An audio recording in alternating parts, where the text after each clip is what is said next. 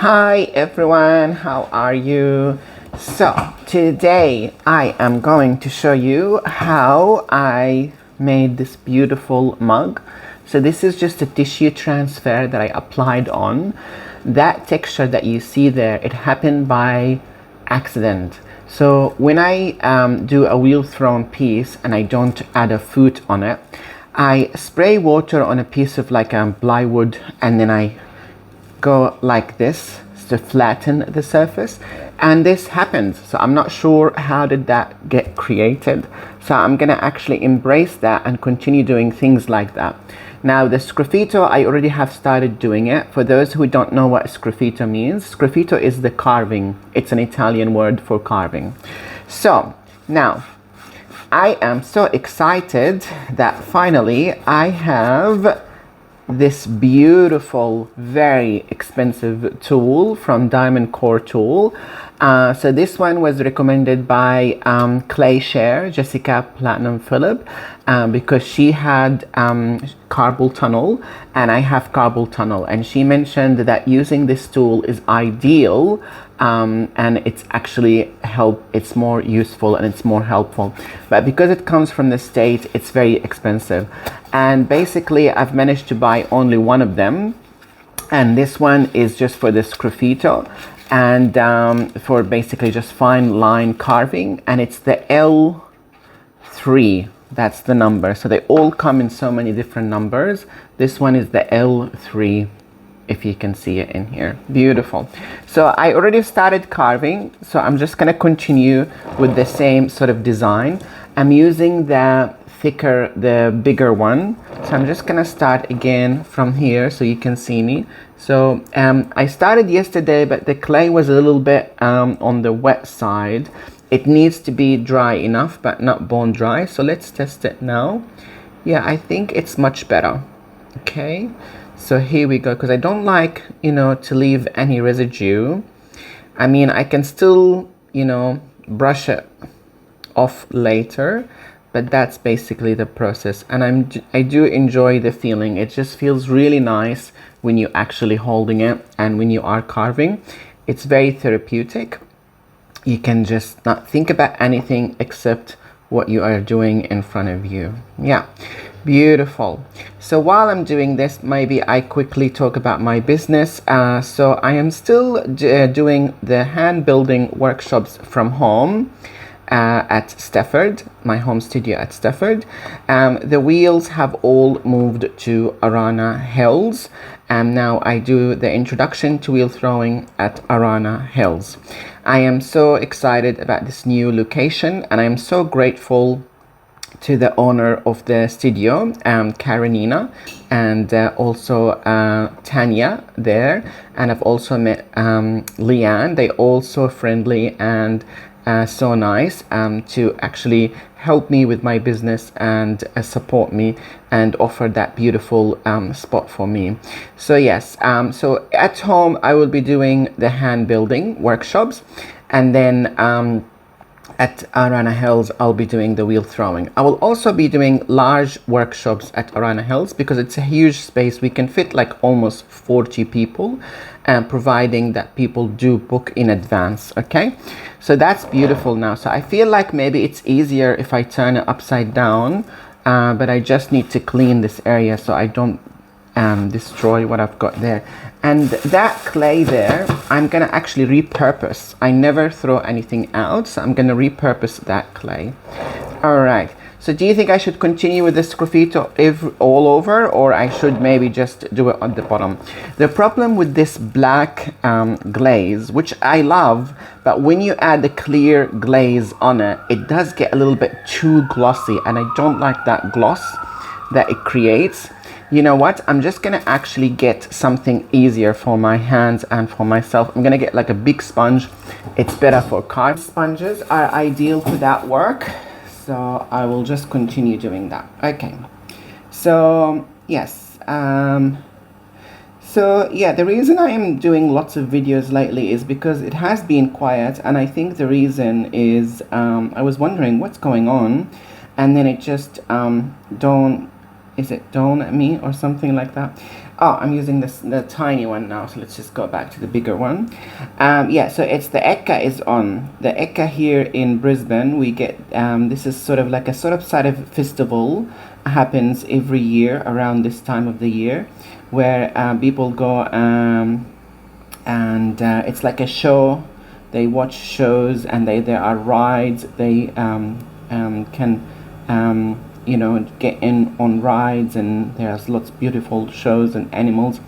I don't usually go to these things. I find I'm not very good with being in areas that too crowded. Yeah, so I'm just gonna continue doing this, and I don't want to bore you, but obviously you can see the process. And all that little crumbs, I'm gonna actually repurpose it. I don't throw anything out. I will show you in other videos how I repurpose all of those bits and pieces. It's very, very therapeutic. You will just lose yourself while you're doing this. You will really, really enjoy it. Yeah. So yeah, so I'm gonna continue working on this, but maybe I will just stop the videos now, otherwise it's too boring to listen to me talking about my life. All right, so that's it. It's done. As you can see, it's all done. So what I'm gonna do, I'm gonna leave the handle the way it is, but I am not gonna add any glaze on the outside, which is fine. It will still be food safe because it doesn't have to be glazed from the outside. Inside, I'm gonna keep that cream color. I think because it's gonna match with the little bit of cream in here. But on the rim, I'm gonna keep that also cream up here. But where you actually put your lip, it needs to be glazed as well. So what I'm gonna do, just on that top edge here, I'm going to add matte black, just a little bit of matte black on the edge in here, and this video is going to remind me of what I'm gonna do. Okay, this way when you're actually drinking out of it, your lips sitting on something that's already glazed. But I've seen some people do it without even worrying about that. So now let's see if I'm gonna start brushing that flakes or crumbs, brushing it off as much as possible. And you know what, I don't mind if it actually stays there. I'm not too fussed about it because it's not going to be glazed. So these areas, when you glaze them, the carved areas sometimes get a little bit too sharp because glaze is just diluted glass, and you could cut yourself. But if you're not planning on glazing those this surface here, then you don't need to worry so much. Okay, but I will try to flake it off as much as possible. But yeah, I think my piece is still a little bit not dry enough, but you don't want it also to get to bone dry, because that's when you run into issues of breathing the clay dust. So this is still leather hard, maybe a little bit harder, but the problem is I keep it covered under like a plastic bag because I don't want the handle to dry so quickly. Usually with pieces that have handles, because the handle is smaller, it dries quicker than the rest of the piece, and that could cause cracking. So usually I like to keep the handle covered in plastic or Glad wrap, and then let the body of the mug dry, and then after that I would remove the plastic off the handle. But I think that's why the piece is drying slowly.